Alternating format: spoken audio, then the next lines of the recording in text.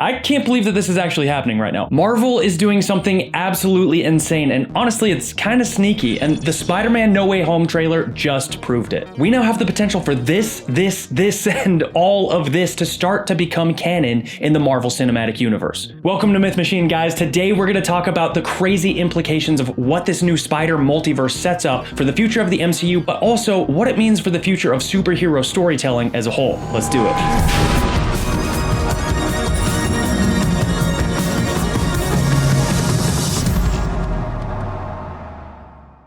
Now that the Spider-Man No Way Home trailer has finally dropped and we're just a few months out from the release of the actual movie, everyone and their mom has broken down the trailer, dissected shots in slow motion, and theorized ad nauseum about the plot of this movie. And the hype is at ridiculously high levels right now. I mean, the trailer broke the record for the most views within 24 hours with an astounding 355.5 million views. That blows the previous record holder Avengers Endgame, which had 289 million views, out of the water. And regardless of what everyone's theories, hopes, and hype are for this movie, I think most people will agree that the most interesting part of the trailer was the reveal that old villains from the Sony Spider-Man movies, not previously connected to the MCU, are now joining the fold as they prepare to show down with Tom Holland's version of the titular character. Now, the opinions on the villains of the old Spider-Man movies vary greatly. Some people absolutely love them, some people think they're cheesy and they hate them, but go ahead and leave a comment and let me know which old Spider-Man villain you're most excited to see return. Also, let me know if there are any that you're not looking forward to returning. All opinions are valid. While a few of these villains are confirmed both officially and not so officially through slip-ups by cast members, which tends to be a theme with the MCU actors. Wait till you see this next one. Everybody dies. Dude. Not everybody. No. Is that? No. Alien, whatever.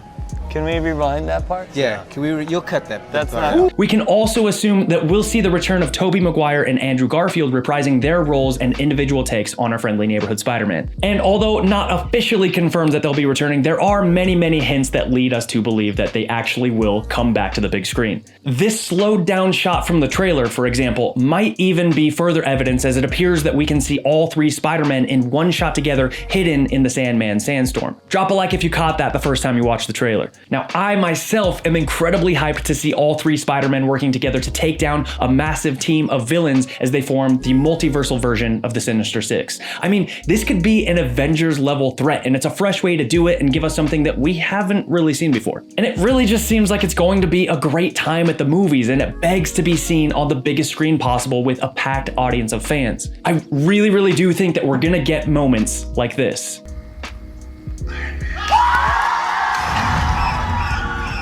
I mean, those are the moments we go to the movies for, and you just can't experience that same energy in the room if you're sitting at home on a couch. But what I'm most excited for is the potential return of Tobey Maguire's version of the character. And I know a lot of people love to hate on that original Spider-Man trilogy, but something about the intentional campiness and old school superhero simplicity, it hits me in all the right nerd feels. I mean, there was just something different about that original trilogy with its outdated CGI, over-the-top villains, and huge action set pieces that they feel wonderfully novel nowadays. And to be totally honest, I'd argue that most of it still holds up pretty dang well, especially compared to other massive blockbusters from 20 years ago in that time frame. The filmmaking in that trilogy is actually pretty incredible, and I could honestly talk about it forever, so let me know if you'd like a separate video on the original Spider-Man trilogy. By the way, stick around to the end of the video for a tip on the best way to rewatch the original Spider-Man trilogy if you're gonna do a marathon to prepare for No Way Home. So what does this multiversal mashup mean for the rest of the MCU and superhero movies in general? Well, I really do think that Marvel has done something kind of genius here, not only from a storytelling perspective, but also a marketing and business perspective. Because what this allows them to do now is pull from all of the old superhero movies like X-Men or Fantastic Four and bring them into canon. But the great thing is, they only have to bring the elements that we liked from those stories. They can utilize the good and leave out the bad, while also doing their own renditions and retellings of some of those stories. They've basically given the fans the autonomy to, in some ways, create their own canon. For example, I could say I really love Hugh Jackman's Wolverine from the old X-Men movies, and now he can exist alongside our current MCU heroes in another plane of the multiverse. Even if Marvel decides to recast the role of Wolverine and tell his story in a different way, now it won't negate or decanonize those old stories. Much like the comics, those stories can all exist side by side while still leaving room to bring elements or characters from the other multiversal timelines into the current timeline. In this case, Marvel's letting us have our cake and eat it too. Marvel's basically put a monopoly on all of those old movies, and it's pretty ingenious, and I'm really excited for the future of this cinematic universe.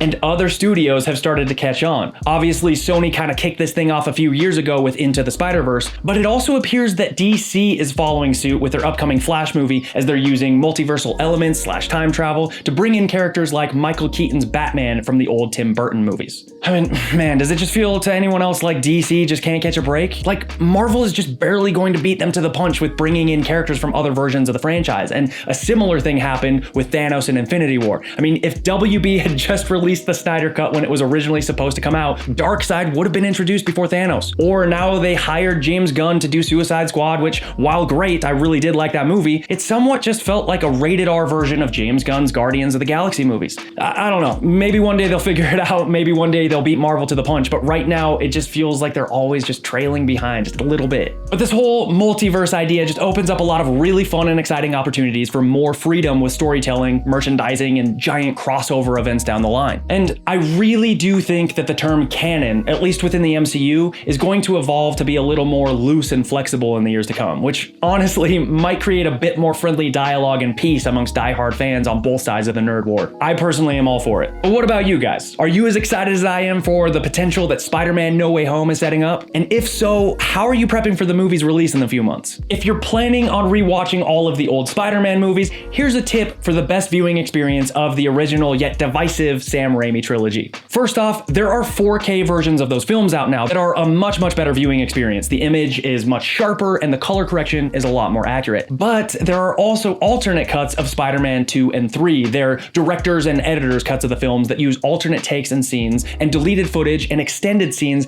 that really just flesh out the story, pacing, and characters more than some of the theatrical cuts. Spider-Man 3.1, for example, does a whole lot for Spider-Man 3, especially in terms of just making it a more enjoyable viewing experience. But on top of those directors / editors cuts, if you're willing to do a little internet investigating, there's also an incredible fan editing community that have made great fan edits of these films. And who knows, I may or may not have a Spider-Man 3 cut out there that I would consider to be the definitive cut and I watch every single time I want to watch that movie. I don't know, who knows? Google's your friend. Anyway, make sure to hit like and subscribe for more videos as we get closer to the release of Spider-Man No Way Home. May the hype be with you, and I'll see you around.